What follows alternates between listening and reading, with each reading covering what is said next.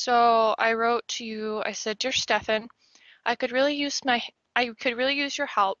My cousin had her first baby on July 8th of this year. Sadly, the baby passed away due to exposure to herpes simplex 1. He was only 12 days old.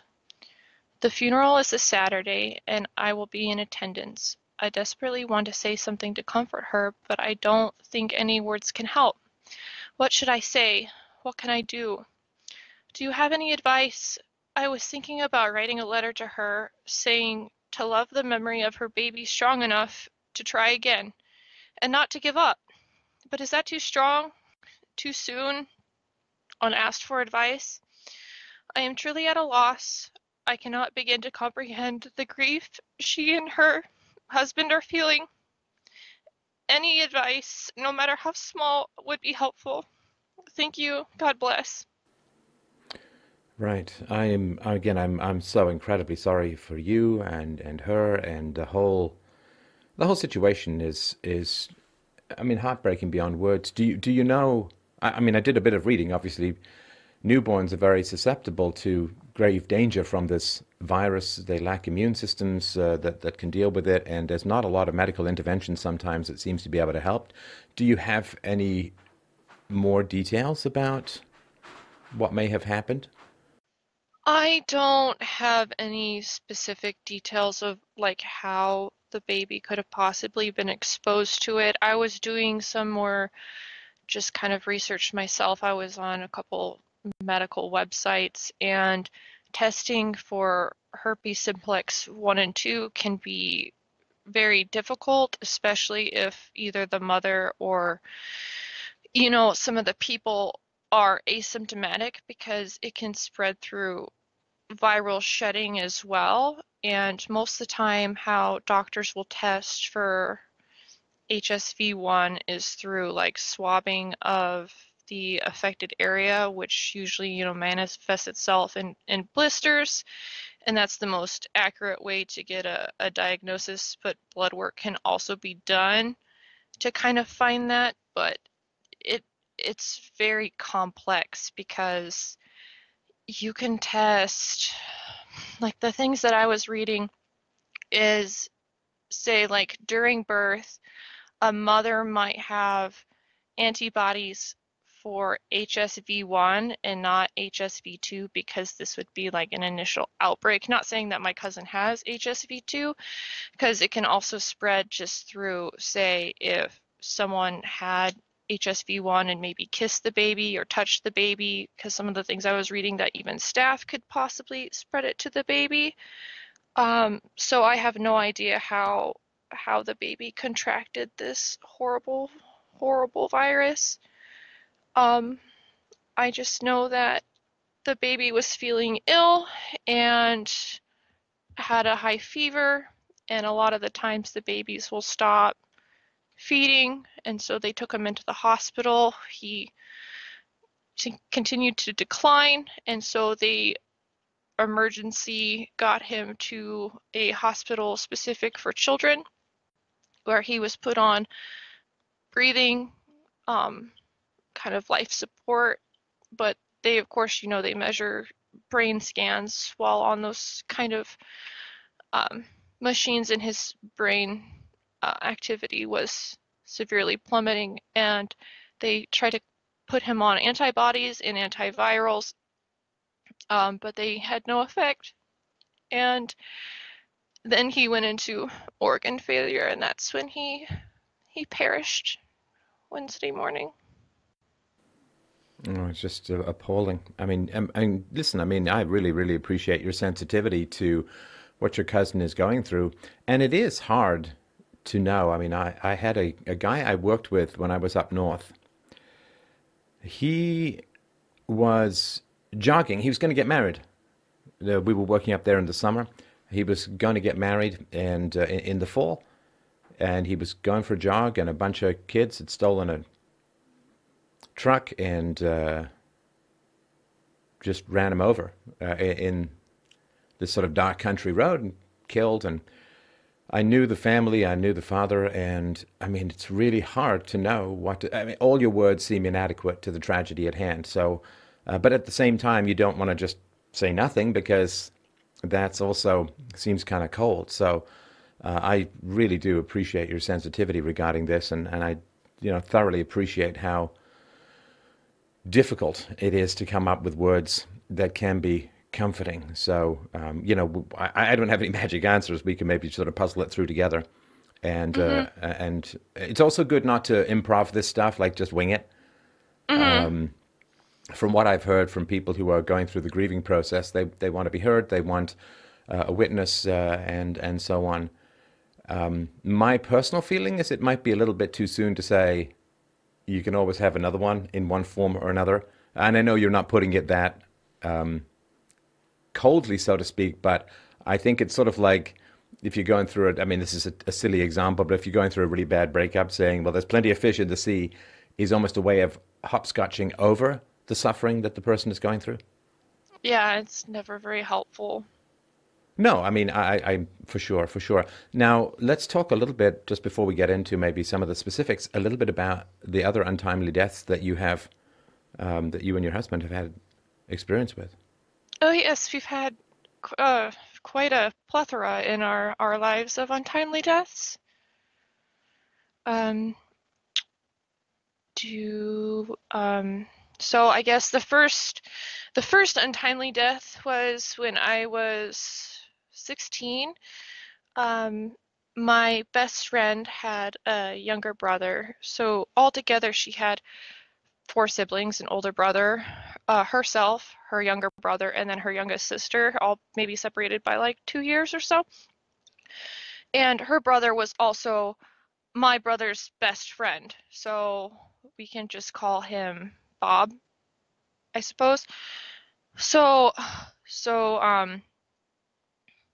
me and my best friend, Bob, and my brother were all very close. We would, hang out a lot together. And one day, um, Bob was at home with his little sister and his cousin, and they were messing around.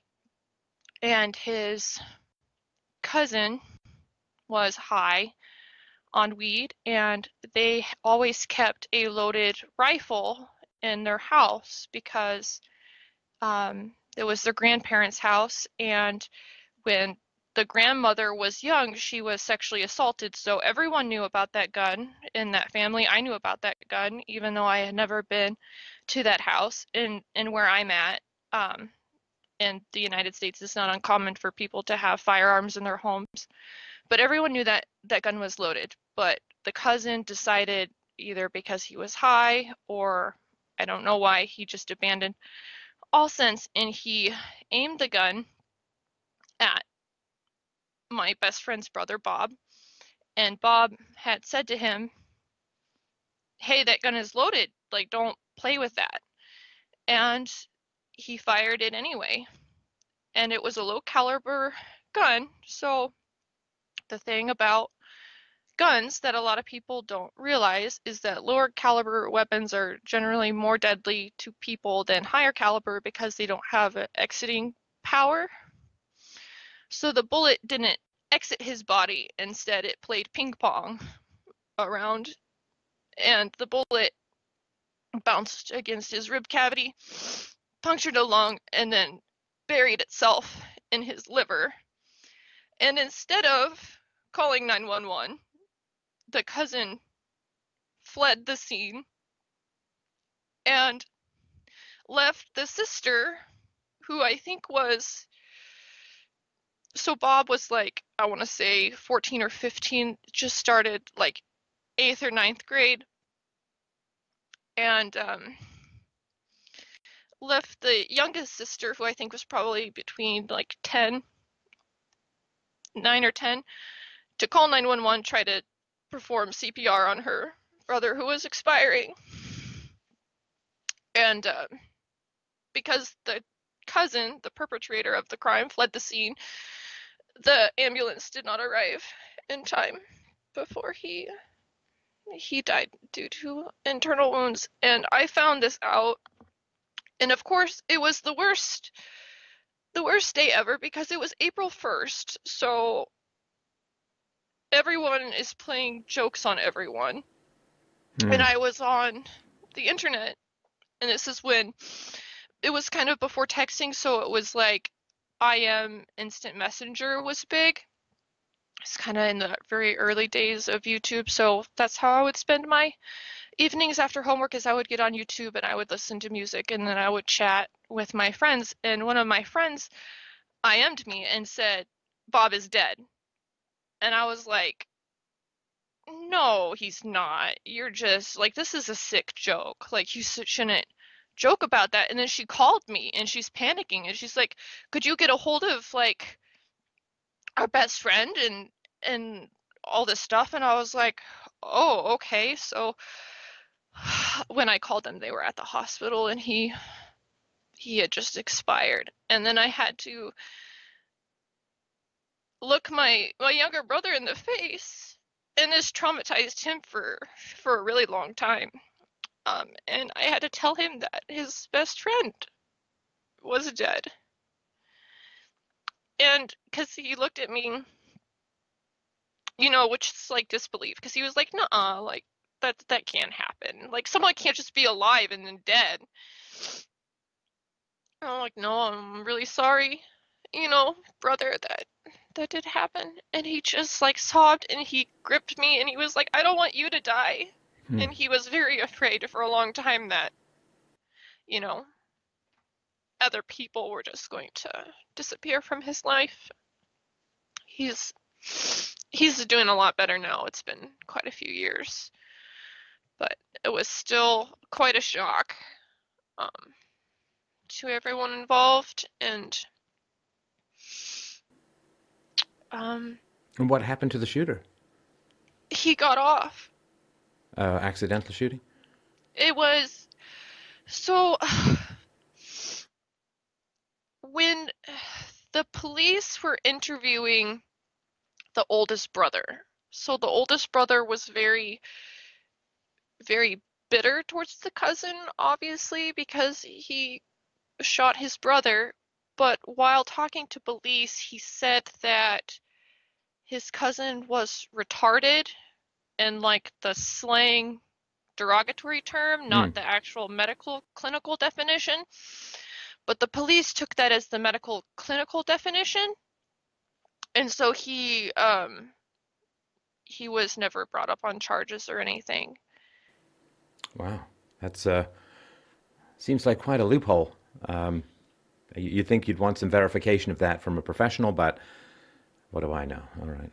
I Okay. know that he was like clinically tested in certain things, and of course he had like really high anxiety and different things, but I never was privy to any of the things that they said that he like specifically had. But he was so, I mean, this goes back further into history, but our school, so I don't know if you know this about certain public schools, but public schools will get government pay cuts and benefits, financial benefits for how many people they enroll in special needs programs, regardless on if they are actually special needs or not. This happened to both me and my husband because we went to the same school and we were both diagnosed as mentally slow or special needs, even though when my husband was taken to a private tutoring school, he was actually tested as mentally gifted Yeah. because he Well, has you an you used the IQ. word plethora earlier, not usually in the lexicon. Yeah, and because I was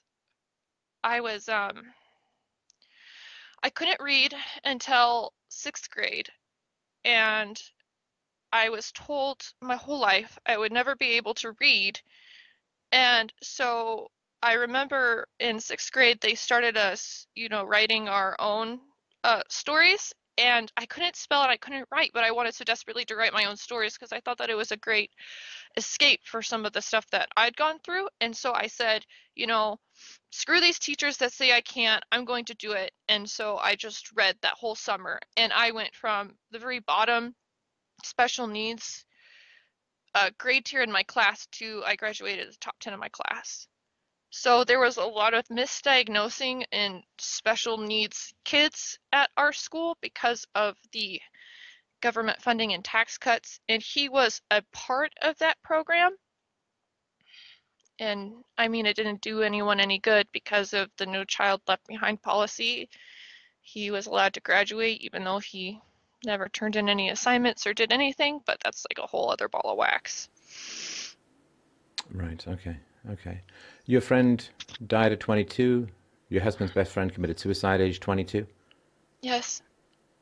Um, so my friend, and this is kind of, I don't want to say like my fault per se, but I used to work at the hospital as a nursing assistant, and that's when I met my friend that passed away. She had cystic fibrosis, and I remember the first day I met her, she was a patient at the hospital, and I was her caregiver. And I remember, um, going about to go into her room. I would receive my assignment for the patient, and we get a brief description of, like their needs and their medical condition and stuff. And the nurses at the nurses station were casting lots to see what time in the night she would die. And I thought that that was disgusting and grossly unprofessional. And so I went in there, and um, I don't know if you know what cystic fibrosis is, but cystic fibrosis is a genetic disease that um, you can take in oxygen into your lungs, but you can't actually absorb that oxygen into your blood. So your red blood cells can't carry the necessary oxygen to your organs that you need to survive. Um, so she was hooked up on a ventilator and she was in a coma, and I was her caretaker a couple more times. And I just remember sitting in there and I just would read to her. And then the next time I took care of her, she was awake, and I just made a point to myself, because her family was in a different state and couldn't be near her, that I was going to be her friend, and I was going to make sure that she, you know, didn't perish alone. And so I would go in there on my days off, and um, it was around Halloween, which was her favorite time. So I decorate her room, and I met her whole family and her 2-year-old son. And one day I just got a call from her mom saying that she was sick in a different hospital, and she had pneumonia and she probably wasn't going to make it. And the parents requested me to be there because they had to drive down, and they didn't know that they would if they would make it in time. So I was there and I watched her die. And then my husband's best friend committed suicide when he was 22. Um, my husband tried to do a lot of good things for him because he had a lot of trauma, and I was friends with him in high school as well. Um, he would have been like a 10 out of 10 on the ACE scale, like 11 if it could go any higher. Like there was nothing that this kid didn't suffer.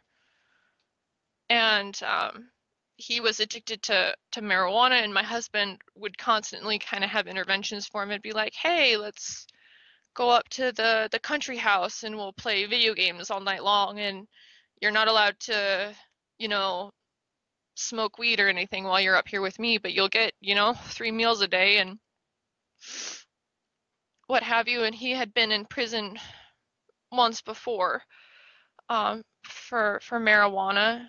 Um, I think for at least a couple months to up to a year. And so my husband hadn't heard from his friend for a while, and I remember him calling me, and he was like, I haven't heard from my friend in a long time.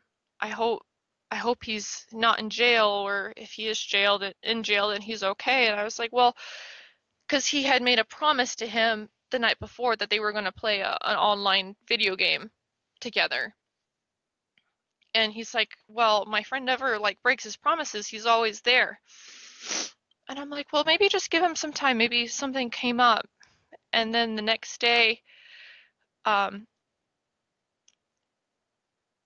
there was a Skype call for my husband, and it was from his friend. And he was like, oh, good. And he picks it up, and it's his friend's mom telling my husband that his best friend had killed himself. He He had hung himself in his closet, and it was like a day before the funeral, so me and my husband, we dropped everything and made the preparations, and we went to that, and that was probably one of the hardest funerals I ever went to because his family didn't know who he was at all. Wait, what do you mean? Like they, like so oh, sorry, I said his name. My husband's best friend was a very poetic person. He would write poetry and he was very sensitive and he loved to play video games. And the funeral, they only had pictures of him. He was 22 or right around in his 20s, and they only had pictures of him when he was like 9. If you were a stranger and you walked into the service, you would have thought that a child had died. Hmm. And they kept saying this phrase, and I had no idea what it meant, and it was so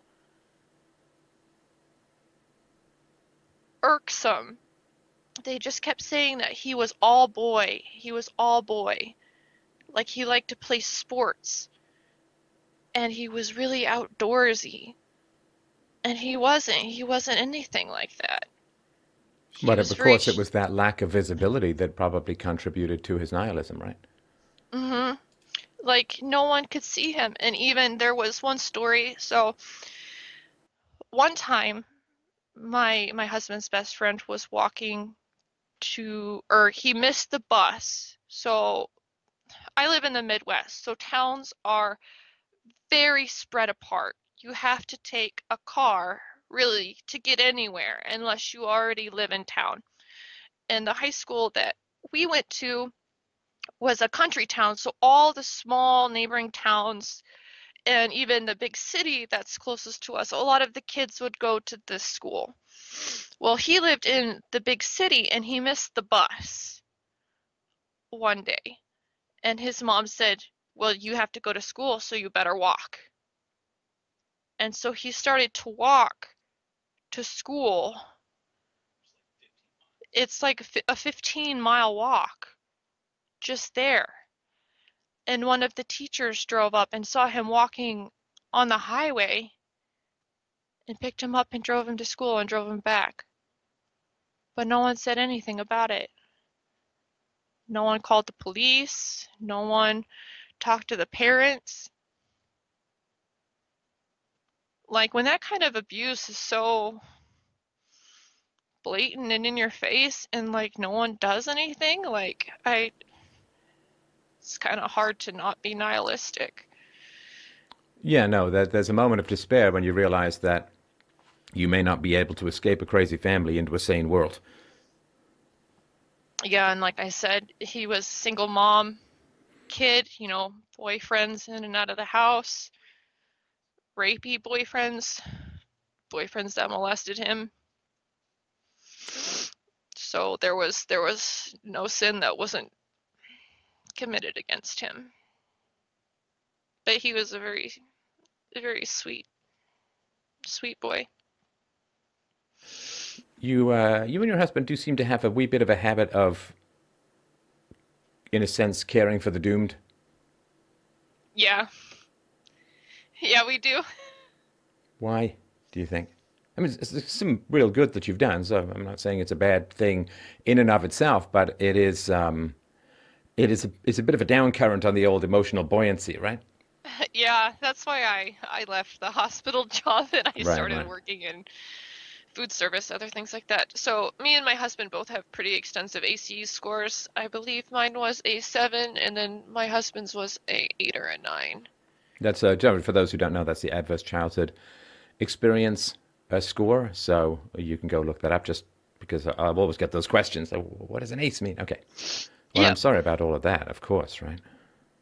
hmm So I think that's because I remember I started listening to you a couple years back. My husband introduced me to you, and he's like, "You have to listen to this Stefan guy." And I started listening to you. I'm like, "Oh, he talks a lot about politics. I don't know if I'm so into Back in the that." day, yeah.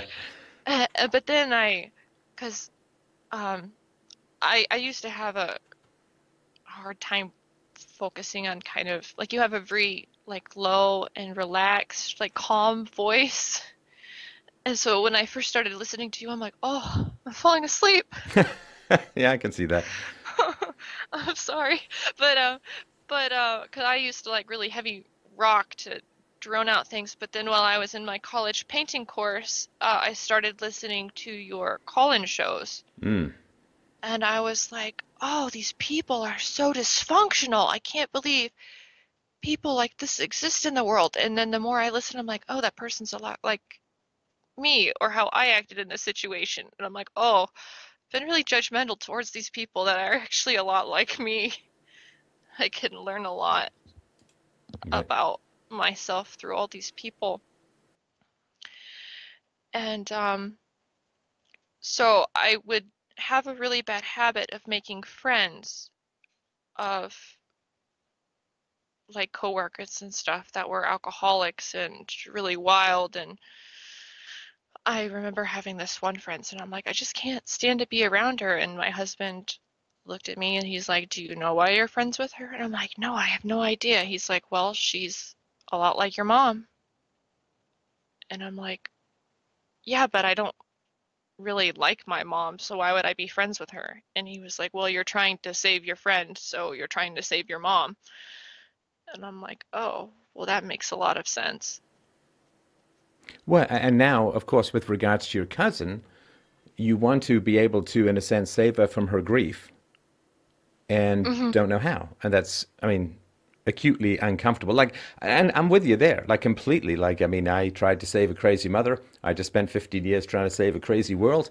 And it's it's always the possibility of what I call Simon the Boxer from real time relationships, or repetition compulsion, as some people call it. That trying to master craziness is the way that you, or the way that I, would get a sense of control or efficacy in my life. And yeah, you always do have to be careful that you're not taking early childhood experiences and casting them wide over the world and thinking you've grown all the way up, right?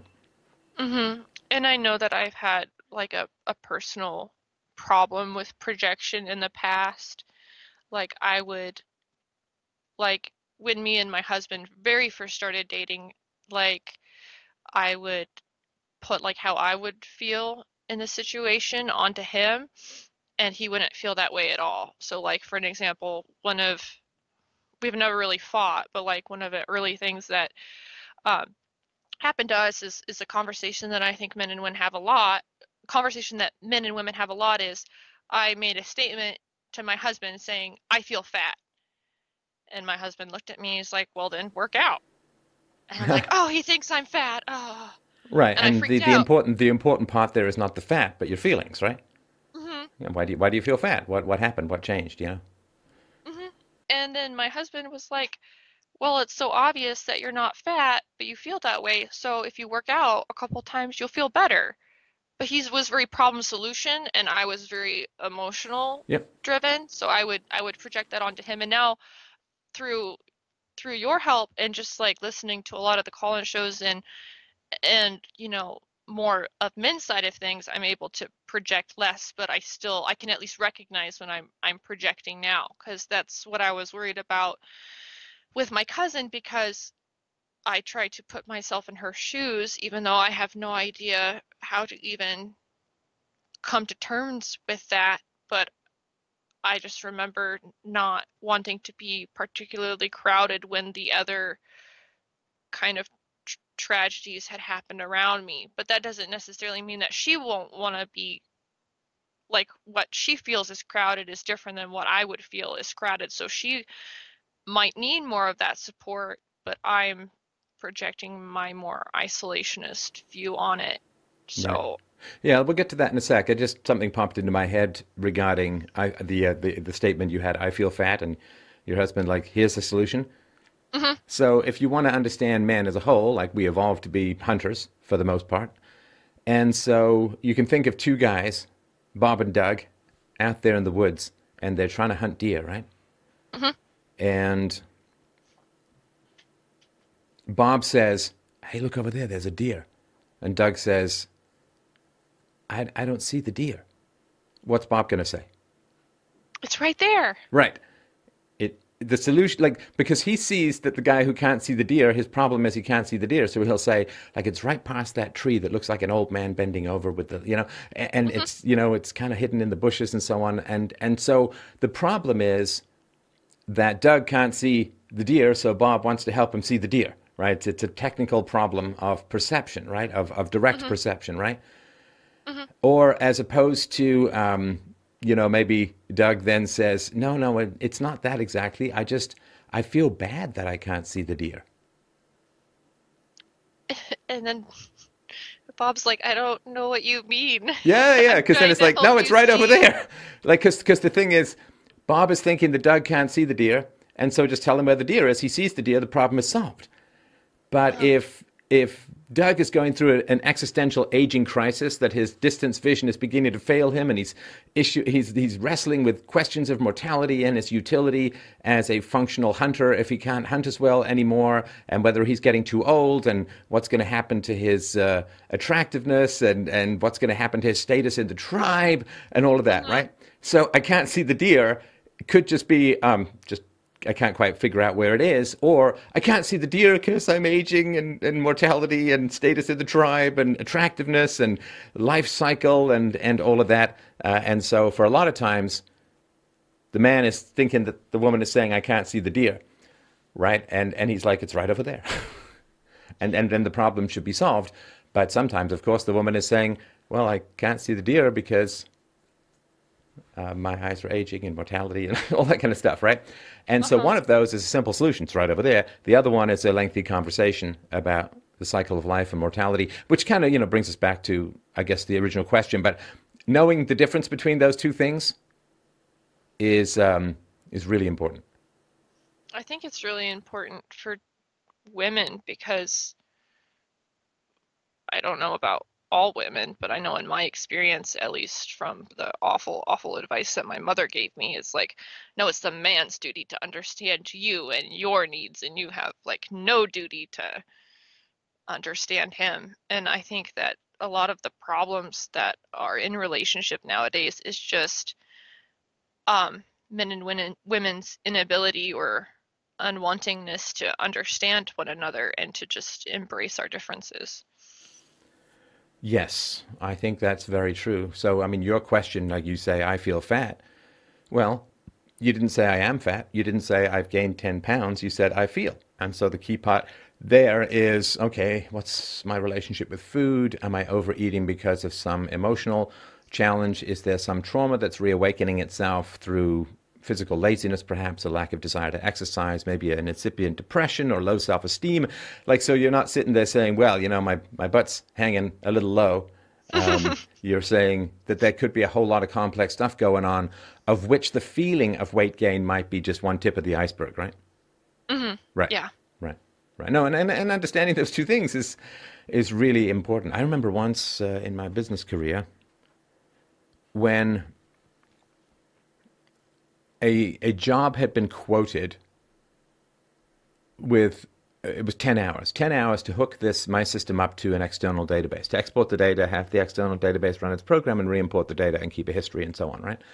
Hmm. Now, I was not involved in the estimate of this 10 hours, and yet I was responsible for making sure that it all worked, and that was a real mess. It was a really complicated mess.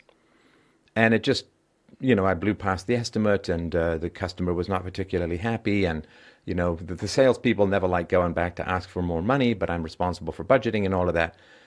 Anyway, so after wrestling with this for, I think, close to a week, I was getting close. But anyway, I got off the phone, and the customer was still unhappy. And listen, I mean, of course, I could understand that. He'd been quoted 10 hours, and I was saying it was going to be longer. And he's like, well, I'm talking to you, so I'm mad at you. And I'm like, I can't just say, well, I didn't approve this because I'm the tech guy, right? So the idea that he had quotes that weren't approved by the tech guy for technical work. And anyway, so when I got off the phone, and I threw a pencil across my office.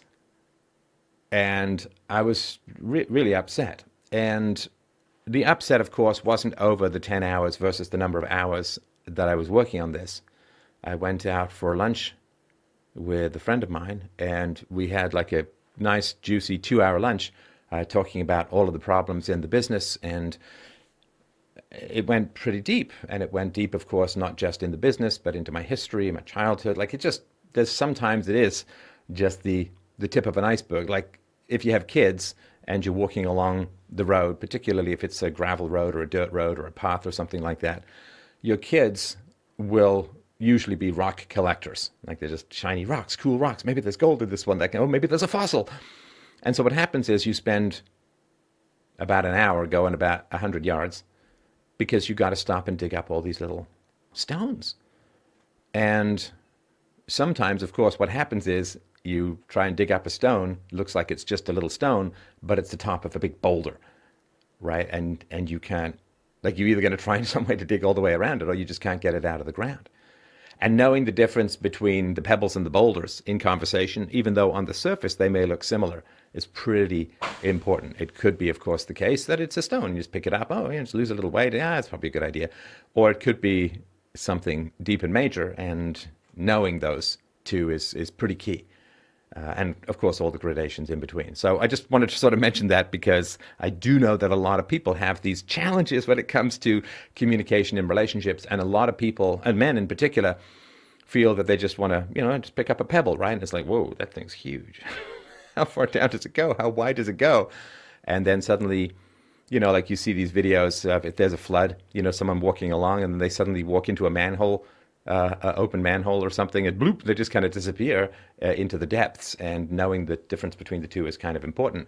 Men oftentimes will think it's a pebble when it's a boulder. A lot of times women will think it's a boulder when it's a pebble that can be easier solved. But negotiating those two is pretty important. Oh yeah, I can see that for sure. And a lot of the conversations that I've had with like people and my husband too, because sometimes I'm like, look at this boulder, and he's like, but it's just like this tiny thing, like just calm down for a second and think about it logically. And then I do, and I'm like, oh, that's why I married you. Right. And other times he'll say it's just a pebble and it is a boulder, and he needs to dig deeper, I would assume, to solve the issue. All right. So I appreciate that little sojourn, that little sideswipe, but let's get to your cousin. Now, I don't know what to say to her, obviously, because it's your relationship with her and it's you. So obviously there's no point giving you a script. It wouldn't mean anything, and it would probably be worse than saying nothing at all. But the thoughts that I had about all of this hopefully will have some utility. Now, there's stuff that I would, like when I have something challenging to say to someone, there's stuff that I will know for myself that I won't communicate to the other person. It just gives me a kind of context. So the context is we were evolved for a lot of mortality, a lot of infant mortality, right? As you know, before sort of the modern era, and by that, like maybe 150 years of medicine, maybe 100 years of medicine and so on, like up to half the babies died. And they would die in just this kind of way. Yeah, There's a very. quote, I think it's from Sartre, or maybe it's Camus, who says that the natural state of things is microbes. Cleanliness, health, soap, plumbing, that's all willpower. Everything else is just blech, right? Hmm. So we are kind of evolved, and there's a wonderful moving passage in Uncle Tom's Cabin where there's a mom who's got the drawers full of the baby clothes of the babies who didn't make it. She can't bear to throw them out. It's very painful, but we have some evolutionary capacity to survive infant mortality because it was so common throughout human history. Now, that's not a perspective that I would say to your cousin. It's just something that I would have in my own mind regarding all of this, right? It's sort of like Hmm. mortality. As we all age, we ourselves feel that mortality and death is a sort of personal disaster, but there have been hundreds of generations of human beings who've all lived and died, and a lot much earlier and with much more suffering than we'll ever have, and they managed to navigate it. So although it may feel like a personal disaster and a personal tragedy, we are kind of wired to go through the arc of life and find a way, even to our own demise, in some manageable context. So that's the one thing. Now, the other thing, of course, is that infant mortality has become so astonishingly rare these days that although we have this evolutionary capacity to process this kind of grief, because if we became paralyzed with grief every time a baby died throughout our evolution, we wouldn't survive as a species, right? We have to have some strength within us to surmount these things,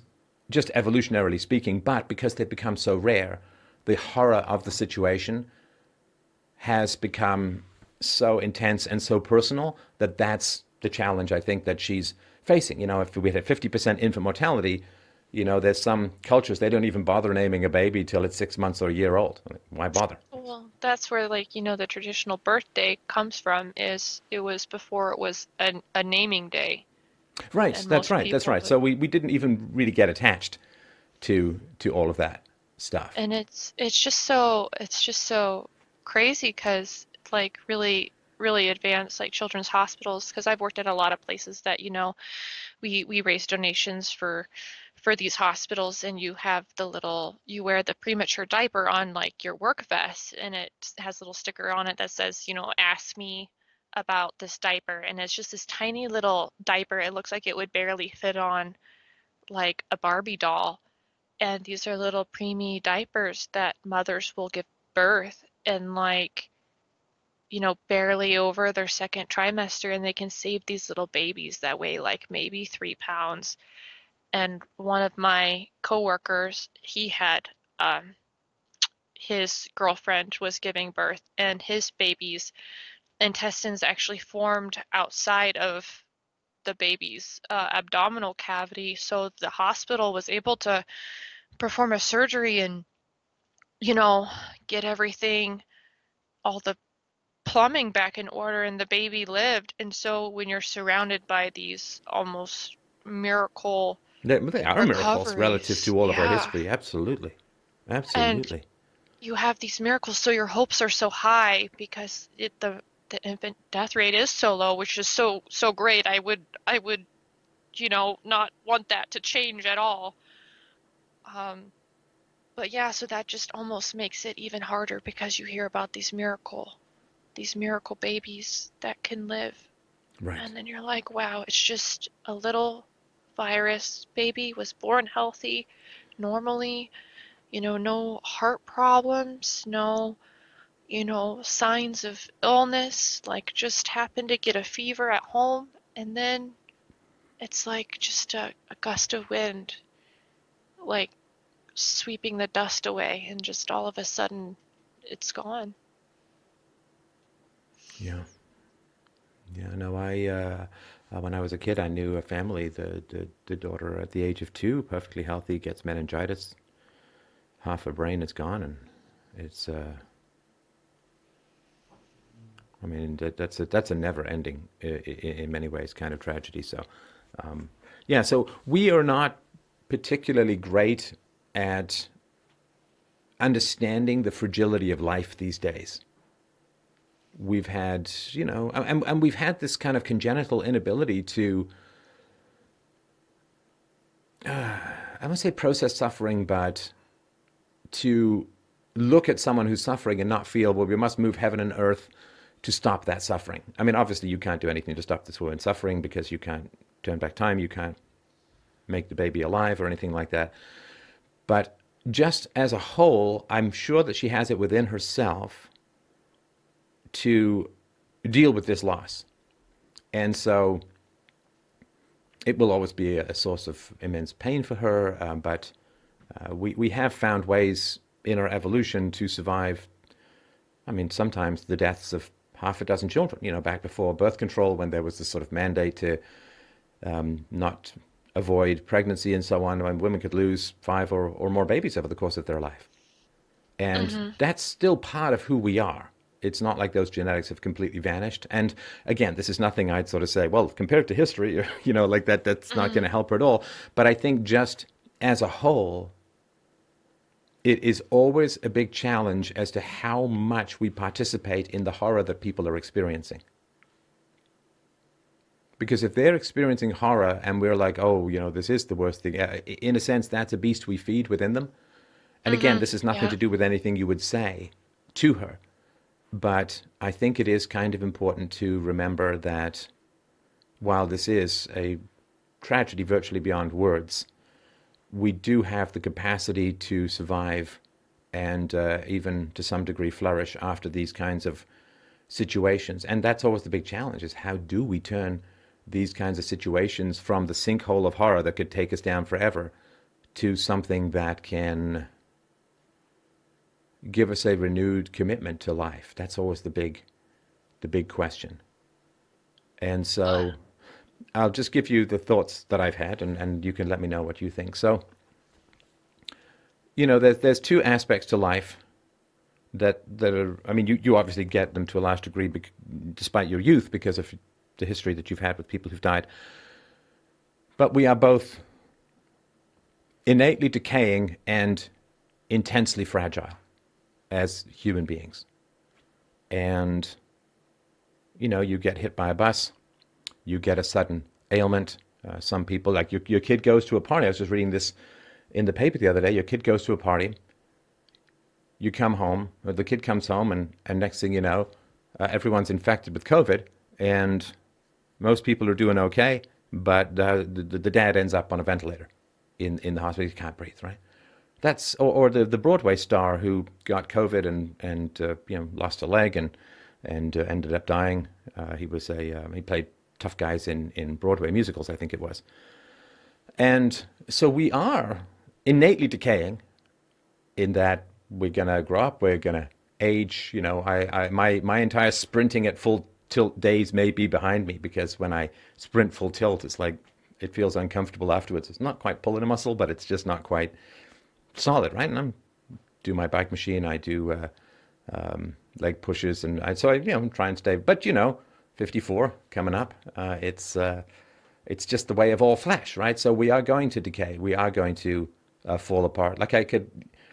I always remember when I was younger playing tennis with older people, and it's like, why don't they just run for the ball? Oh, that's why. Mm-hmm. Because your body could really make you pay for it in ways that you don't even think about when you're young. It is. Sorry, go ahead.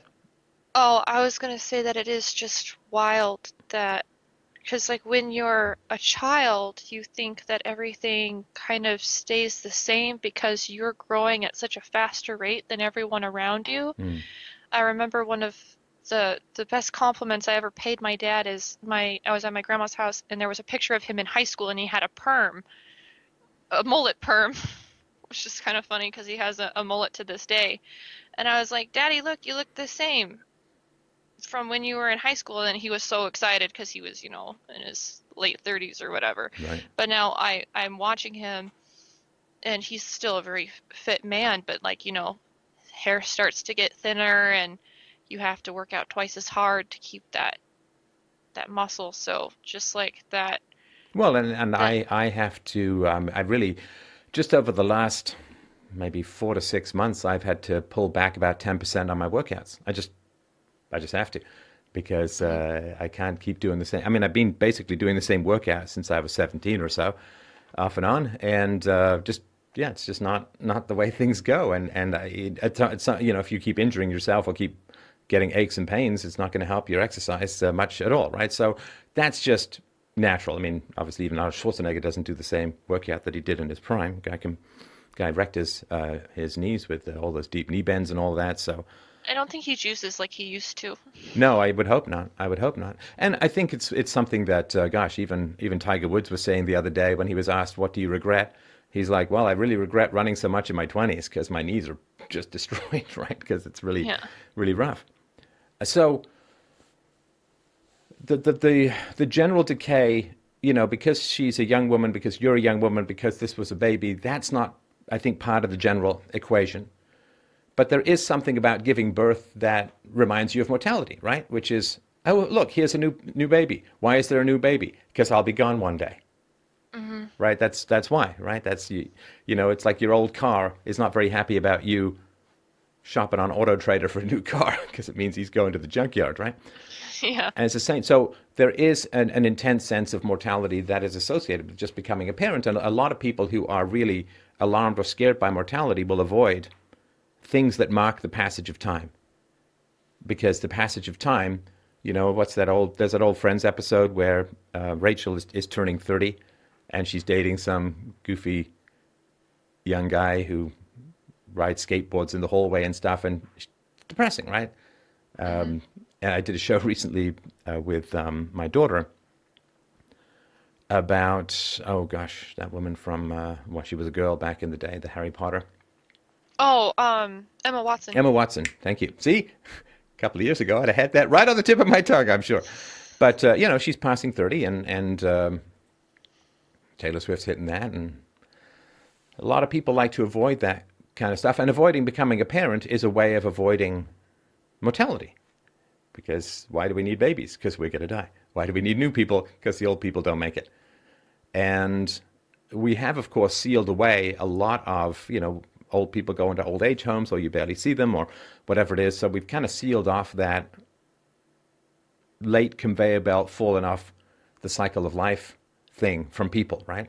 Now, you, of course, working in the hospital and having death around you are very, well, perhaps too aware of the fragility of life. But so life is fragile just in the passage of time. The decay is inevitable. But life is also fragile in that you could have a heart attack during this call, right? I could, my cancer could come back tomorrow. I doubt it. But, you got to live like, my father just died. I mean, pretty good, long life. This is a really good one, but long life.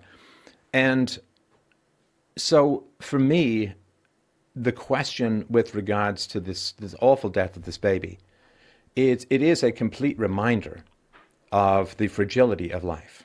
Now, what do we do when we stare straight at the house of cards called our life, like our actual physical continuance of life in this universe, right? Because when you're a kid, you feel like the Empire State Building, like I could take a plane to my belly and I'd be fine, right? When you get older, you realize that it's not concrete. It doesn't go 300 feet into the ground.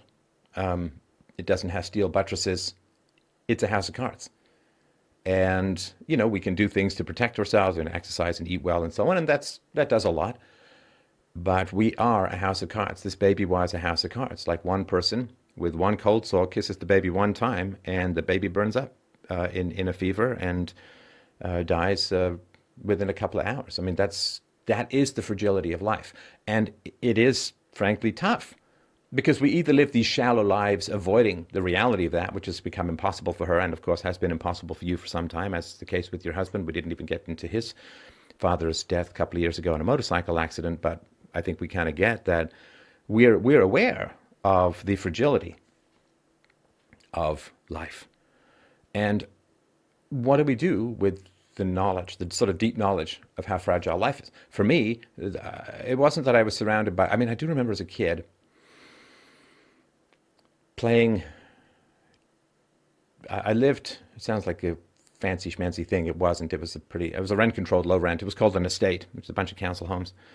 And I was playing sort of out back where the guys on welfare or unemployment would sit around in their no armed t-shirts drinking beer all day.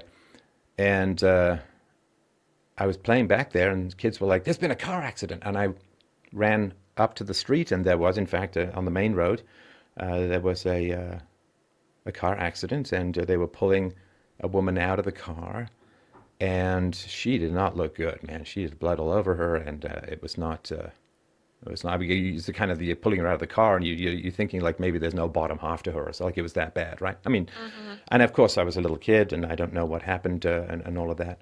And I do remember one other time seeing a woman just stretched out on the sidewalk, not moving, people gathering around her, and again she could have just fainted, could have been in a number of things. And as I've said before, a friend of mine, but I hadn't been friends with him for some time because of his violent tendencies that emerged sort of mid-teens. But yeah, he died in a motorcycle accident after spending a good deal of his youth doing crazy dirt bike tricks. Just kind of caught up with him, I guess. I remember you talking about him. Yeah. So what do we do? But for me, sorry, for me, the big fragility was sanity, right? Okay, it's going to get taken out of context, I'm sure, but that's all right. Oh, No, no. so for me, like, I can see the CNN headlines now. yes, that's right. Podcaster admits mental fragility, but no, seeing the fragility of people's sanity. I mean, see, I saw my mother, of course, and a couple other people in around just went either loudly or quietly crazy over time. And seeing the fragility of sanity is something that is pretty sobering. It is pretty sobering, and it does, of course, I hope at least it did for me, try and give you sort of best practices and be rational. Because here's the thing, and so going back to your cousin, and this is all orbiting the topic, right? But the temptation, of course, is from the religious perspective that the baby has a soul, and you will rejoin your baby after death, and your baby will be God's baby, and it's a temporary parting, not a permanent. Right now, as you know, as a non-religious person, I can't get to the rejoining after death aspect of things, and I know that you have some religious thoughts, some religious beliefs, so we don't have to get into that particular debate at the moment. And it really does depend, of course, what your beliefs are relative to your cousins. If you are both religious and believe in an afterlife, that's certainly one approach to take. But that's not something that I would be able to go up and say to someone. But what I would say is life is incredibly fragile. And we forget that a lot because we've been shielded from mere, raw, brutal nature for almost all of modernity. Certainly since like post-Second World War.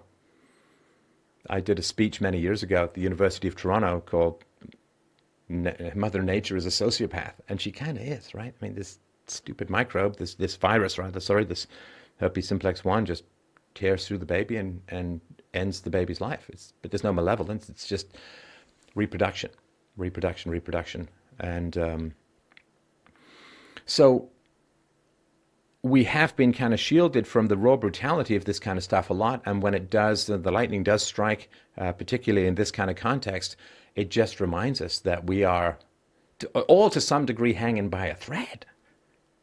We are all hanging by a thread. Now, we've got a pretty strong thread, so to speak, because we've got modernity, we've got antibiotics, we've got surgery, we've got beep, beep, beep in your car when you back up something. We've got the blind spot lights on the mirrors for some people. Like all of those things help. And I'm not, I'm not trying to diminish any of that. Life expectancy, it's falling now, I think, for some demographics in America in particular. But as a whole, it's up quite a bit. And sort of people forget that in the past, if you made it past the age of 5, you probably were going to go the full distance, right, as a whole. I mean, absent war and disease or starvation or whatever it is.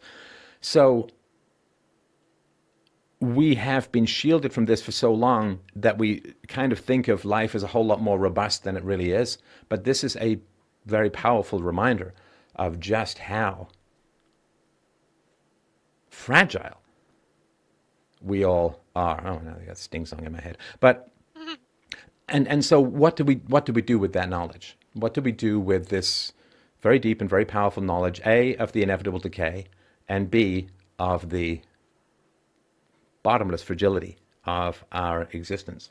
Well, for me, what I do is A, I try not to waste time, but again, that can become kind of a workaholic obsession to the point where I can't waste any time. It's like, well, can you enjoy it? No, but I can't waste it.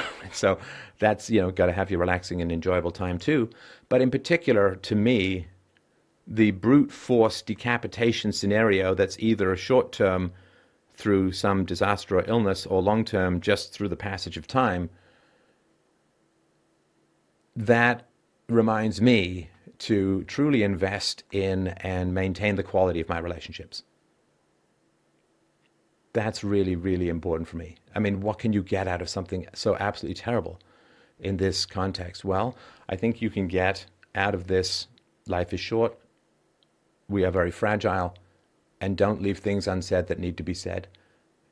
Don't avoid making apologies where you need to make apologies. Don't avoid asking forgiveness where you need to ask for forgiveness. Don't avoid standing up for yourself if you need to do that. Invest in your life, in your courage, in your morality, in your integrity. Invest in your relationships. And you know that old saying about married couples, don't go to bed mad. It's not a bad idea. If you got to stay up half the night to work something out, do it. Because like that old poem that I recited when I was a kid, now I lay me down to sleep, I pray my soul the Lord to keep, and if I die before I wake, I pray my soul the Lord to take. And this, if I die before I wake, I mean, it's a little weird giving that to kids, but we understand that this came out of a time where that was a whole lot more probable than it is now. And you know, in the past, you know, you get one bite from a rat, and you could die. You eat One one bite from a piece of flea bad on the food. rat. I'm sorry? I said one bite from the flea on the rat. Yeah, one bite from the flea on the rat. Yeah, Black Death style, right? So I wouldn't necessarily give the invest in your relationship speech on Saturday. But No, I don't what think you you can, need. because you don't want to give. I mean, again, I'm just my suggestions. I mean, obviously, you're the final decider. But I think if I were you, I would talk about your thoughts about it. Like this reminds me of the fragility. This reminds me of our need to speak and to be courageous and to love and to forgive and to, you know, what is the opposite of life? The opposite of life is not death. The opposite of life is pettiness. The opposite of life is erasing the potential grandeur of your days with little upsets, little fears, little vengeances, little. That to me is the opposite. Death is not the opposite of life because death and life are two sides of the same coin. It's like saying that the tails is the opposite of the heads on a coin. No, they're both still on the coin, right? So we only have life because of death. We are only here because you need new people. You and I happen to be the new people. You're newer than I am. But we're only here because of death. So you can't say that life and death are opposites because they're innately intertwined. It's like saying the two trees that grow together are opposites. They're not. So what is the opposite of life? The opposite of life is wasting life. The opposite of life is wasting life. And how do you waste life? Usually through pettiness, through avoidance, through fear, through living small. And so for you, you know, what's the best that can be done to honor this poor baby who died? It is to try and extract as much commitment to life out of the presence of death as possible. That's the only, I mean, it doesn't make the death, obviously, any less awful, but it is always the question, what is the greatest potential good we can extract out of these terrible, terrible situations? What is the greatest good we can extract out of these terrible, terrible situations? And to me, it does fall to just a brutal reminder of our decay and fragility. And I think the first video I ever did was Live Like You're Dying. If you have some illness that's diagnosed with you tomorrow that doesn't give you much time to live, what would you do? Well, it's not a matter of if, it's a matter of when. Like one day, with good luck when we're old, but one day that doctor's going to come into the waiting room or to our hospital bed, and he's not going to be carrying anything. It's always good when the doctor comes in and they're carrying something because then they've got something to discuss. But when he's not carrying anything, and he comes in and he says, well, like, I'm sorry, but we've done all we can do. We can make you comfortable. That's all we can do. That's going to happen. Or something like it, or maybe you'll die in your sleep and it will be unexpected and the poem will have come true finally after many decades. But I think about this, and of course I didn't think about this when I was younger, but I think about this now. When an ambulance goes screaming down the street, you know, given that Doppler shift, well, one day that ambulance is going to have you in it and it's a one-way trip. Most times it's, hopefully it's a two-way trip. Oh my gosh, I've never been in an ambulance, but you get to the hospital, they fix you, you go back home, right? But one day, it doesn't go back home. Like there's nothing to take you back home because you're in the hospital, you stay in the hospital, and you die in the hospital. It's going to happen. One of these scenarios is going to unroll, without a doubt. And I mean, I've obviously been thinking a lot about regret lately, and I can't quite get there. I can't quite get to regretting things that I have done because the option is simply then to silence yourself about important issues out of fear and a thirst for the approval of censorious people. And so I hope that this kind of death can give people a sense of how much we do need to commit to life and how much, when we remember our fragility, it doesn't have to be something that paralyzes us. In fact, I think that the paralysis is the pretend immortality that we generally have floating around in our heads, a lot of times encouraged by a pretty feckless media. But how do we honor the smallest grave in the family? How do we honor the smallest coffin in the family? It has to be something to do with shaking off pettiness, resentment, guilt, shame, and committing to as deep an embrace of a transitory life as humanly possible. That doesn't do anything, of course, to bring the baby back, but it does do something, I think, to bring more life to the people in the room.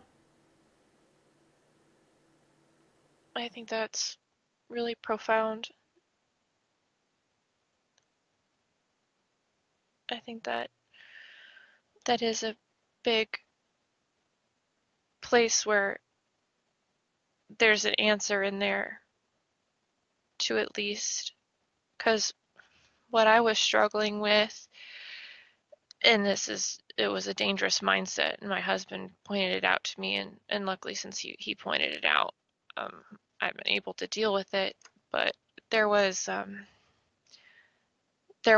lady I used to work with, and she was like a meth addict, and she had 4 kids, all from different dads. The baby that she had just turned 1 year old from she entered into the relationship with a married man, broke up their marriage, and had his baby. And the day my cousin's baby died, I saw just that post on Facebook, like her baby turning 1, and I felt such a rage of injustice because I'm like, there's, this married couple that came together under God, out of love, not out of, any kind of, I mean, of course, there's always lust involved in relationships because hopefully you find your partner attractive and That's part of life too. that It's could just have, why we're here, right?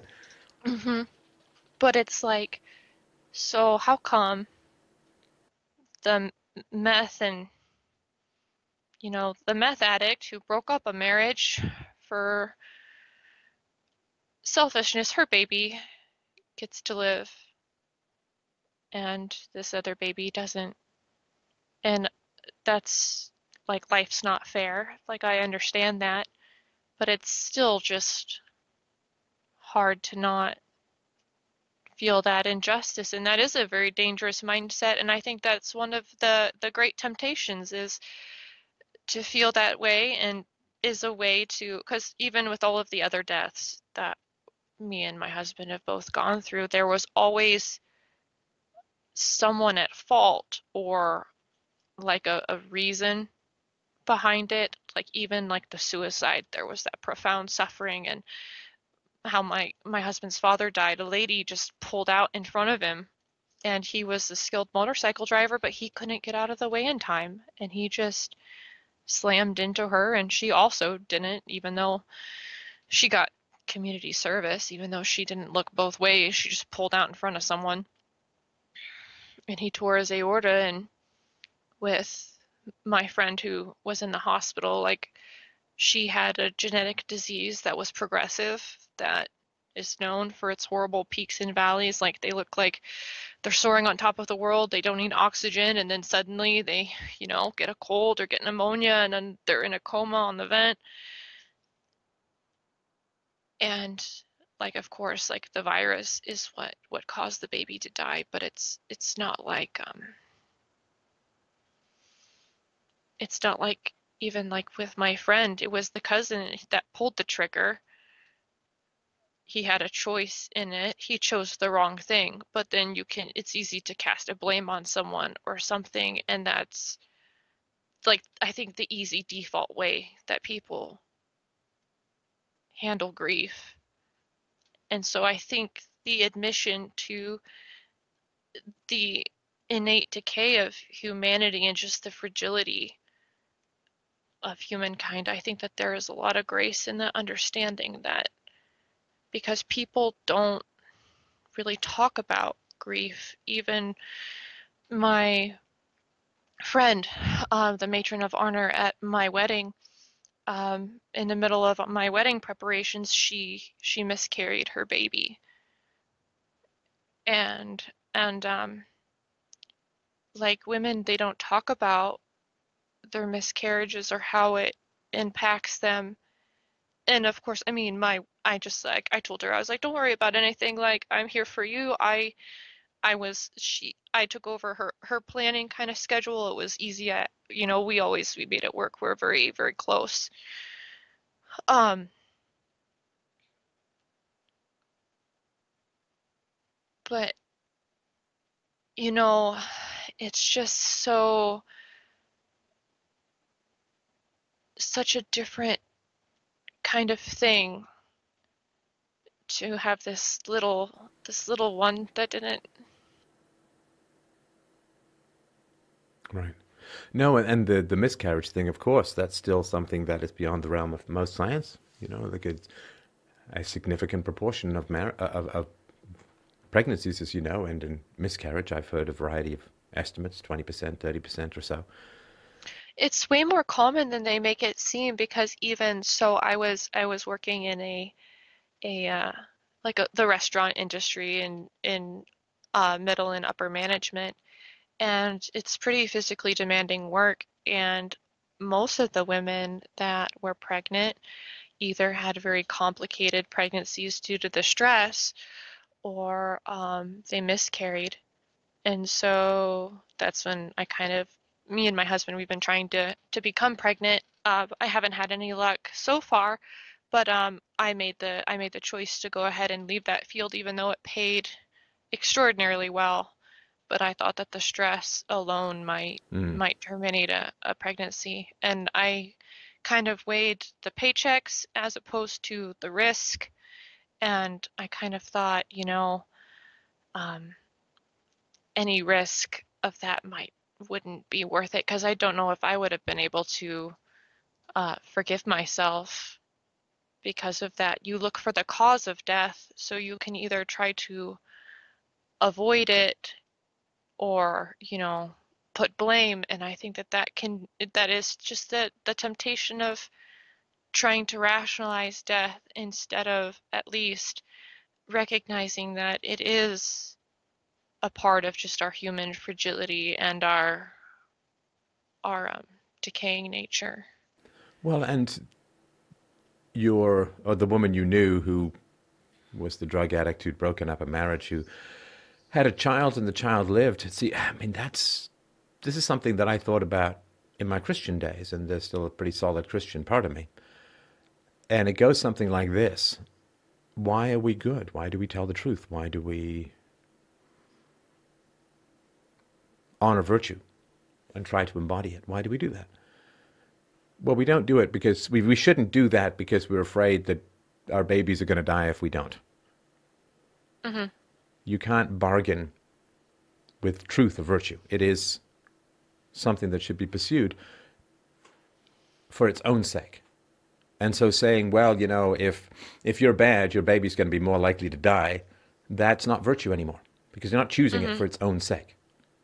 Because then it's cause and effect and not Well, you're being virtue. threatened or bribed to be good. I mean, the moment you're threatened or bribed to be good, it's no longer good, right? It's no longer virtue. Mm-hmm. It has to be pursued for its own sake, and sometimes against odds and obstacles that seem perhaps insurmountable.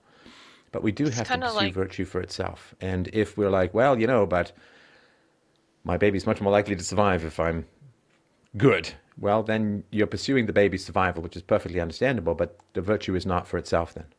It's the old thing, like what they say, virtue is what we do when we can get away with not being virtuous, right? Virtue is what we do when we're alone, when we're, if you knew for sure you could get away with some immoral action, would you do it? Right? That's the interesting question, because if we say, well, sure, I mean, I'd steal this, whatever, if I knew I wasn't going to get caught somehow, well, then we're not pursuing virtue in that situation. We're simply trying to avoid negative consequences. And there is, of course, I mean, there are some aspects of catastrophe that are under our control. I mean, as you know, no disrespect to your father-in-law, of course, but riding a motorcycle is risky, mm-hmm. and nobody wishes ill, and nobody wants to justify anything. But there is risk involved, and having a baby, getting pregnant, having a baby, there are risks involved, and sometimes we just come up snake eyes, and that's part of the natural universe that God Himself should not fundamentally be. God Himself should not fundamentally be choosing whether babies live or die based upon the personalities of the parents. Mm-hmm. I mean, you understand that if a human being tried to do that, we would consider that pretty monstrous, right? Oh, you're a Yeah, bad person, so your baby gets to not live. I mean, that's not just or then fair. we would just call that the DNC. Yeah, well, I guess so, right? So trying to find, look, we always want to find causality in these things, and sometimes it's right. Hey, if we don't wash our hands, we tend to get sick. So we want to find that causality. We want to wash our hands and not get sick, at least not get sick as much. So we are drawn as a species to try and figure out the causality of what goes on in life. That's perfectly natural. It's perfectly healthy. But you need the Aristotelian mean in these things. So if you never try and provide any causality, right, that you're trying to figure out, as we talked about at the beginning of the conversation, okay, why is it that I'm drawn to doomed people, right? Okay, well, it's maybe to do with my mom, maybe to do with being a caregiver, some time of the box of repetition compulsion, whatever. That's good. I mean, that's fantastic, right? It's really, really important to try and figure out the causality. So if you don't figure out any causality, you just bounce around like a pinball from stimulus and response, usually historical, usually unconscious. So you want to find some causality, but you got to walk up that seesaw and stop in the middle. Because if you go too far, then we go from self-ownership to superstition. There is special providence in the fall of a sparrow. And then we start looking at tarot cards as readers of the future, and we start having magical thinking. You end up with OCD or something like, I can't step on a crack, I'll break my mother's back. So you do want to focus on causality to where you can, but you don't want to overleap causality to superstition, because then the randomness of the world ends up controlling you and you lose any rational free will. And there is that temptation in mysticism that I've seen in some of my relatives. And it's just like, and just like Pierce, they're all like, I'm a life coach, but their lives are falling apart. I'm like, I don't think I would want you as my life coach because you live Oh, in a yeah, trailer. I remember one woman who was a kind of lifey coachy person saying, "You chose your parents for a reason," and it's like, dude, that, that is that is not that's not how reality works. That's you don't sort of sit there saying, I think I'll choose that person to be my parent. That's taking causality and ownership way too far. It's just like that. I mean, and the logical fallacy behind that, like baby is up in the ether, and it was like, yes, I do believe that this impoverished African family, Yeah, where the whole village is starving, that is my ideal parents, or like, oh yes, this abusive family with like an absent father, that is my ideal. Like to Or even, your friend whose single mom brought pedophiles into the home, the idea that he would know that was going to happen but would choose it anyway, yeah, that's like, just appalling, right? So we do want to look for causality for sure, but you got to stop at the rational bounds of human will and of linear time and what we can predict and control, right? Because we do, something like this happens and we try to find some causality. And sometimes that's a very helpful thing. In this and situation, I can't see how it is. and and so I'm a Christian, my cousin is a Catholic. So they Catholicism is essentially the same. They just have some extra doctrine. I think it's just Christianity kind of with extra steps. But so in Christianity, being brought up Christian, that the world is of the devil, and heaven is God's domain, and um, the devil kind of does his own thing. God himself is omnipotent, but he doesn't exactly like pick and choose, as we were talking earlier, what babies get to live or die, because, well, the world is of the devil, so there are miracles in the world and tragedies in the world, but I think that that can also be a pitfall into nihilism, into thinking that, oh, well, the world is of the devil. I just have to focus on maybe my heavenly realm, and if I pray enough or that kind of thing, then all my problems will go away. And that's just a part where I struggle um, a little bit, and because there are so many temptations around to try and find like the truth, because I want to seek the truth wherever it leads me. And But I that is to reject suffering as an uh important part of life. mhm. And it is an important part of life. I mean, as I said to my daughter when she was young, she said, "Why is there pain?" It's a good question. Why is there Mhm. pain? Well, why does your toe hurt when you stub it so you don't stub it again? It's an Well, aversive even mechanism, right? It's an aversive mechanism. And the to reject suffering is to reject wisdom, is to reject learning, is to reject growth. Like these old books I read by Stephen R. Donaldson called the Covenant series, where the guy had leprosy and he had to do what was called a VSE, a visual search of extremities. He had to go and check because he couldn't feel. His nose was, so he had to mhm. check. Oh, have I cut myself? Have I hurt myself? Do I have a sunburn? Did I bruise myself? He couldn't tell. And so, in the absence of the physical pain that gives us feedback on good for body or bad for body, we end up becoming kind of OCD, checking everything all the time, right? Mhm. And without a doubt, I mean, I hope that she will choose to have another baby. And without a doubt, not that she did anything wrong with this baby, but she's going to be extra super duper, like a lot of people don't remember. You want to handle a baby, go wash your hands. Oh yeah. Like I can't even imagine like not doing that, especially And she may have done all of just that. Of course, I'm sure she mhm. did, right? But a lot of I'm people don't sure that remember she that babies did. are really, really, really fragile.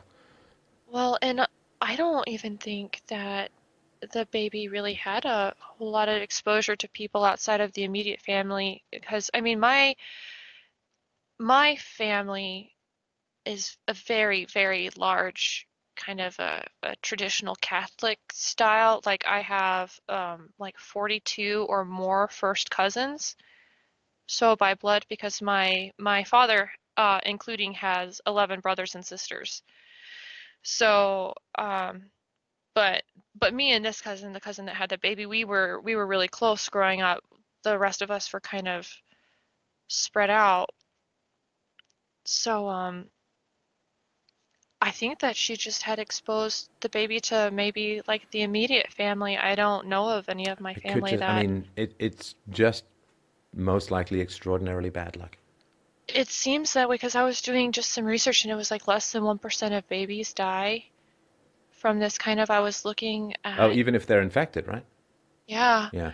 because even so, because there's a lot that you can do if you know, like, say if it's like uh, HVS2, most of the time I mean, it was HVS1, but like if they know that the mother would be had HVS2 in the past, they would do a cesarean, and so that limits Yeah, oh, the there's antivirals you contact. can put into the baby's bloodstream after birth and so on, right? Yeah, there's all different kinds of, and they just know to kind of look for it. And of course, like it's just kind of crazy. And, sometimes hospitals are the dirtiest places in the world because I knew working at a hospital, because oftentimes you have problems with MRSA, which is a staph infection that's highly contagious. And then also, when I was working at the hospital, C. diff was a problem that went through our floor, which is a gastrointestinal reaction to the heavy use of antibiotics, because the antibiotics used in the hospital will kill off the good bacteria in your gut. And then when you are exposed to bad bacteria, the C. diff bacteria, then it will just wreak havoc on the system with like GI distress. So like the whole nursing staff, have to really like halfway like step into a fumigation chamber to try to decontaminate in between patients just to reduce the risk of spread. But when you're dealing with microorganisms and micro, viruses that, scientists still are torn to whether properly like say if they're alive or not, because they have aspects of life but aren't technically alive. Um, just like the amount of carefulness you have to be all the time. And even with, I know it was a big scare when I was in high school in biology, like not to let pregnant women even clean out the cat box Right, right. because, Toxoplasmosis, right? hmm Right. so yeah, just like it's definitely made me like more scared and more cautious about who I plan on, if when I become pregnant, like who I'm going to let around my baby within the first, 2 weeks to month or year of life. Yeah, and I mean, given that over time hundreds of thousands of people are going to listen to this, what can we get out of the terrible death of this child is perhaps other people will be more careful and possibly dozens of babies' lives could be saved. It doesn't hmm make anything okay, obviously, but is this the good that we can get out of this kind of situation? And if you can aim to get the best good out of a terrible situation, I don't know what else you can work with. That to me is it's not. I hate to say, oh, it's the best outcome because there's no such thing as the best outcome in this kind of tragedy, but it's the best that can be done, or the least worst, if that makes sense, that can be done. Well, and it's kind of like some of like the people that come on your show, that it's like a cautionary tale, like, hey, please don't do things the way that I did things because Right. I was wrong for a long time. I mean, it's not a cautionary tale, of course, because it was uh, not, it's basically kind of an accident, because it's not like it was really out of neglect, because could have done everything right and things still wrong, like things Yeah. still wrong happened. But I think getting mothers and people to openly talk about grief is really important, especially for maybe some of the male listeners that are listening, because I know like my family in the males, and even my husband to a certain extent, the pressure to be stoic and to kind of harden your heart against these things and to be a pillar of strength. um, I think that is sometimes a little bit too much. Like they try to push their feelings down so tight to allow other people to kind of feel around them, that they just condense their own feelings until it manifests in another area. Yeah, Um, and we do want to be acutely aware of the passage of time. mhm. And given that this poor child had so little time in the world, hopefully it helps us just remember to embrace and enjoy and or if we're not enjoying, at least richly suffer and try Mhm. and gain the lessons out of that suffering. Life is a pretty serious business, and suffering is is the twin of life. It is not, suffering is not the opposite of life. Suffering is entwined in life. And there is an old saying about mental health that like mental dysfunction almost always results from the avoidance of legitimate suffering. And your suffering, your cousin, of course, is suffering infinitely more. And it is something that we should embrace. It is something that we should recognize as it's the price of life. The price of life is suffering. You know, you love someone, they're going to die before you. You may die before them. You're going to suffer. You know, Well, you have a child. You suffered that anxiety of the world, the future, your child, how things are going to go, and that there is no path to depth or richness or wisdom without accepting suffering.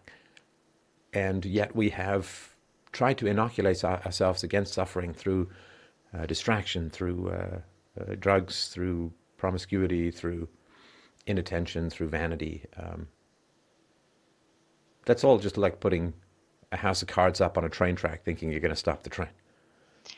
I always, because I'm remembering when you first started to talk about the death of your father, which I was profoundly, sorrowful for you, and I know that you weren't particularly close, but what you said was maybe not exactly in this, verbatim, but the greater the love you have for someone in life, the greater the suffering. So since you and your father weren't particularly close, you still felt an impact, but it was different than, like, say if someone that you really cared about was to pass away, and there's almost a temptation there that, I love this person so much, I feel like I can't, live without them.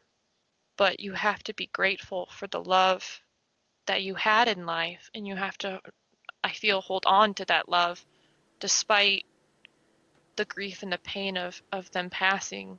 Well, And otherwise you surrender everything that's great about life before you're actually dead. and I've seen so many people that walk around as if they were dead because something has happened to them, and they let it into them, and it just hollows them out. And um Yeah, I I don't want to surrender one clod of my funeral soil before I have to. I don't want to give anything up out of fear that I don't have to. and I think that's beautiful, and I want I want to feel that too, and I think that I do, and I want other people to feel that because there's this like constant parade of just distraction in front of you, and then you blink and then your life is over. Because Well, I I remember, sorry to interrupt, but I remember a story of a friend of mine from many years ago. He was getting married, and his mother had been always this petty witch of a human being, stirring up trouble and all of that, and being difficult and squelching on everybody else's potential joy and all of that. Are you sure And you don't mean my mother?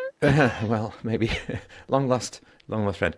But so we got married, and he kind of invited his mother out of an obligation, but she proved to be really, really difficult. So he didn't exactly disinvite her, but he said, "I'm fine if you don't come." And he kind of thought she wasn't going to come, and then she showed up with, one of her tag-along remora jaw friends, like those little pilot fish that snap up the scraps of a shark's meal. And she came and she demanded this and she demanded that, and she was dressed inappropriately, and then she drank too much, and like she was just there to wreck the day.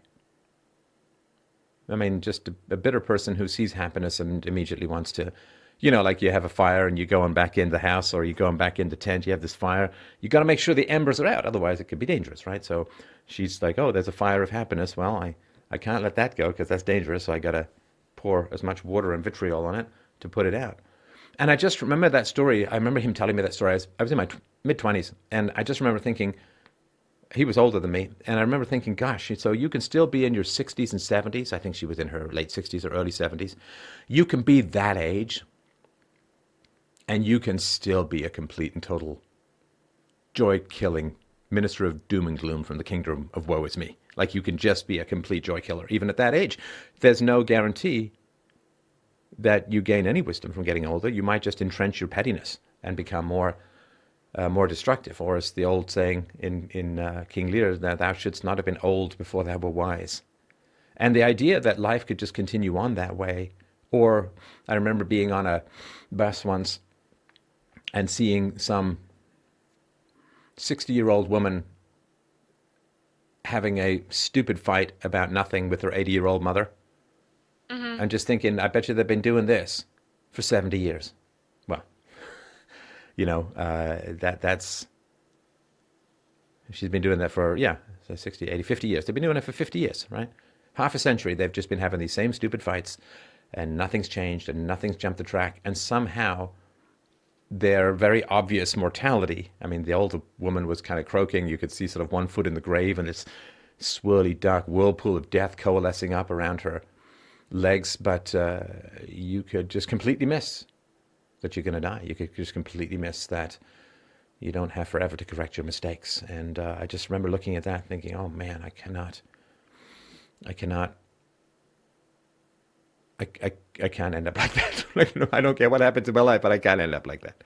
Oh, I see that too because um like I admit fault a lot when I'm wrong, and my husband will do the same, and we will work together to build an even better relationship. Like we've been together for 8 years, and I feel like it's only gotten better the longer we've been together.